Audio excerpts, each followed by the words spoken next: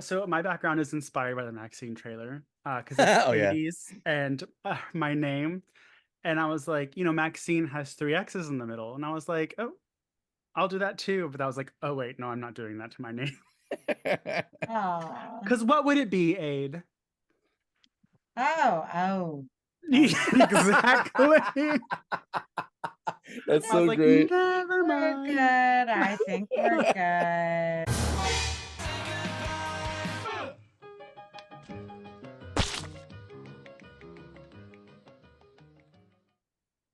I have that stupid "You Took My Self Control" song stuck in my head thanks to the trailer. And Hmm. so now I'm just in a real slutty mood. Ooh. Hence the text, Lance. Oh, Oh yes, I know. That makes so Hmm. much more sense now. So hence all alrighty. the whole pics. Okay, so welcome, goons and goonettes, to our quick little trailer reaction to the wonderful newly dropped trailer of MaXXXine. We've had the most amazing of mashups, whether it's Kong versus Godzilla, me Ooh. versus Aid, and now MaXXXine versus the Night Stalker. So before we actually get into how we feel about the trailer, I want to ask you guys, how do y'all feel about X and Pearl? Aid, go first. Okay, I love X. Pearl, I still haven't watched, so I need to catch up. X was great. I just haven't really got to Pearl yet because I know that I have to be in the mood for it. And I haven't really been in the mood to be taken back that far back in time. So X is Lance's generation. Pearl is That's no one's wild. generation, and Maxine would be Mikey's and my generation because it takes place in the 80s. So I actually really like the Pearl was aesthetic in of the this. 40s. Is that right? I want to say, yeah, 40s or 50s. Anyways, Hmm. Lance, your opinions on X and Pearl, if you've seen them. Yeah, no, I think X is really rad just because the whole like within a movie kind of deal, like where he's basically they're filming something, you know what I mean? And I think I remember him talking about it where he was talking about how he wanted the audience to kind of get a vibe of what it's like to kind of make those kind of movies In in porn. the first era of VHS, you know what I mean? So it's a change up on styles of how they did stuff. Have you seen Pearl? No, I have not seen Okay. Pearl actually. So this is super strange because I haven't seen Pearl either. My Mm. reaction to X is I was very excited when the trailer came out. I thought we were getting like a cinematic version of The Taking of Deborah Logan because it was very low key, didn't give you much. I was super excited because Ty West, I love Ty West. Not a fan of most of his, or I'm not a fan of some of his movies, some of the more popular ones that I won't get into because everybody's like, no, no, no, no. My favorite movie, like probably ever, is his original first film called The Roost. Love it. So, but he hasn't done really anything supernatural since The Innkeepers, which I also enjoy. But X came out, and I was like, cool, maybe he's going to do more supernatural stuff. Love the 70s aesthetic. Love Brittany Snow. Love alligator killing people. But I felt it kind of essentially was not what I was expecting. It was a good film overall, but I was kind of let down that we didn't get this taking of Deborah Logan type twist. Pearl, I have not seen. I want to, but there's just something. I know that I'll enjoy it because I love Mia Goth and I love her being fucking psycho. But I just, it's gonna take something to push me to watch it. But I know once I watch it, I'll like it. Max, so and that's also why I wasn't super pumped about the MaXXXine trailer. With MaXXXine, I'm super pumped because I'm from the 80s. I'm an Mhm. aspiring actress. My first thing I did was porn. I am fucking psycho also. Like, I was not this age in the 80s, but Mhm. estimated 1987, cross my tramp stamp. Halsey's in it, love her. Kevin Bacon's in it, could always use some pork in my life. And it looks so good. And the whole sub story about like the Night Stalker versus Maxine. And this is why I texted y'all earlier because I was like, okay, are we supposed to like, is she a good guy now because she was like killing people? And then I was like, fuck, wait, I'm stupid. That was Pearl. Maxine and Pearl are different people. So midday, I had like a whole revelation that was like, oh, wait, Maxine is the person that lived in X. She's not the old lady that kills people. So that wasn't my bad. But now, Lance, talk to me about a girl named Maxine.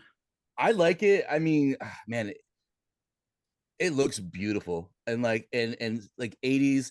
And I know like Aid's always talking about like how she loves those kind of slasher type movies and like and you like it as well. And it's just like I don't like it.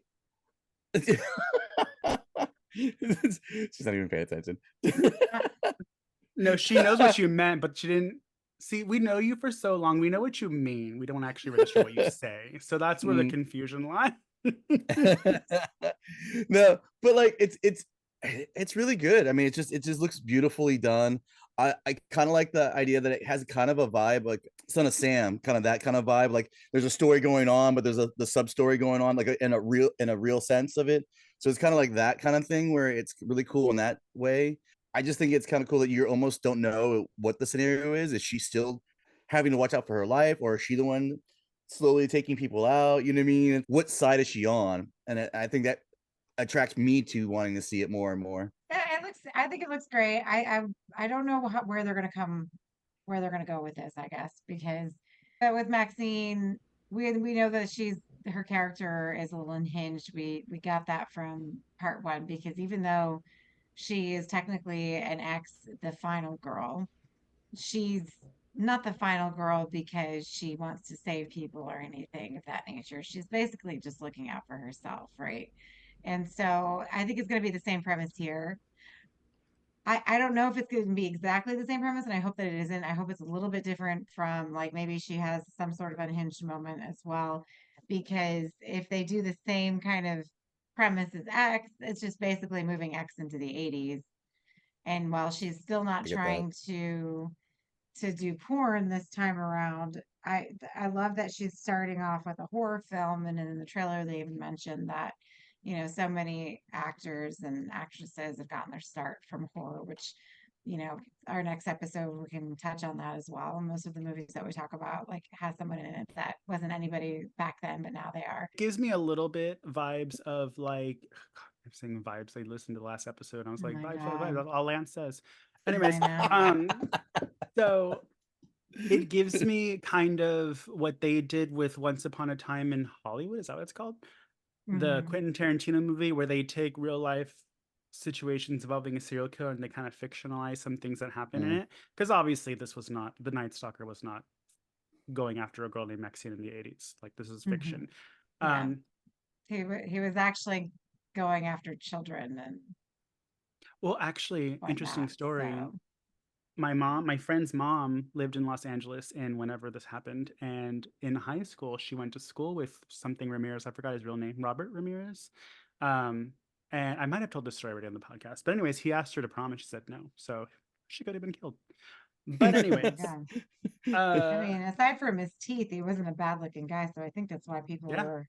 were kind of interesting or endeared towards him. Well, what I was gonna say earlier was like, I guess she gets a part in a horror movie, but weirdly enough, it's the sequel to another horror movie. So as funny as it No. is, again, they're kind of playing into that whole like life imitating itself kind of deal with what he's making, because here's a sequel to the same character, and the Yeah. character themselves is actually getting a movie in a sequel in a horror movie. So I thought that was Yeah. another kind of cool. I wonder what kind of like interlays they're gonna do in that with that kind of deal. So I thought that was kind of cool as well. Yeah, and the last thing I'll say about Maxine, what I really like about this character is she's like, I don't want to be an actress. I want to be famous. That's why I did porn. I don't care if it gives me a bad reputation. She even tells the woman that in the front, and seeing her in that audition was giving me some PTSD of how they treat you. And I was like, I know the lines, thank you. But like you said, she's only looking out for herself. And if I remember correctly, in the last moments of X, she kind of shows a little bit of mental instability. I mean, sure, she just saw a bunch of Hmm. people get killed, but also something that could have been there before that, but nothing that would like condemn her of like being a villain or whatever. But it's kind of like, and I commented on the YouTube channel for A24. I was like, why isn't the tagline when an immovable force meets an unstoppable object? Because that's what I really get excited for. Like I was joking about King Kong versus Godzilla, obviously, but it's kind of similar. You have two monsters going against each other. The difference is Maxine is an unstoppable force when it comes to her career and her acting. She'll do what she needs to do, even if it makes her a little psycho. And then we all know what the Night Stalker is and what he did. So he's also a force to be reckoned with. So it's like the pairing Hmm. of the two is going to be. something hopefully epic.